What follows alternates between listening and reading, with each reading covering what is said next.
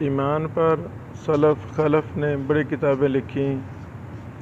ایک بڑی مفصل کتاب دیکھنے کو ملی جدہ کی ایک لائبریری میں، الایمان ارکانہ حقیقتہ نواقضہ، دکتور محمد نعیم یاسین صاحب کی۔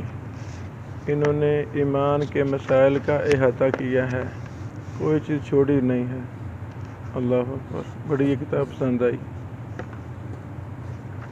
پرانی چھپی ہوئی ہے، یہ اس کی فہرست ہے۔ انہوں نے الایمان باللہ پر سب سے پہلے بات کی ہے، یعنی پہلا باب ہے ارکان ایمان کا، اس کے تحت الایمان باللہ جو سب سے پہلا رکن ہے، انواع توحید پر بات کی ہے، توحید کی تمام قسموں کو بڑی تفصیل کے ساتھ بیان کیا ہے۔ پھر ایمان بالملائکہ، تو فرشتوں پر ایمان میں کون کون سی چیزیں آتی ہیں اس پر بات کی ہے۔ اللہ اکبر۔ اس کے بعد تیسری فصل الایمان بالانبیاء والمرسلین، اس پر بڑی بات کی ہے۔ پھر اسی کے تحت الایمان بمحمد صلی اللہ علیہ وسلم، اس پر بڑی اہم بحوث کی ہیں، خاتم الانبیاء والمرسلین، لا نبوۃ بعدہ، امام المتقین، اللہ اکبر، وغیرہ وغیرہ۔ چوتھی فصل الایمان بکتب اللہ، اس پر بحث کی ہے۔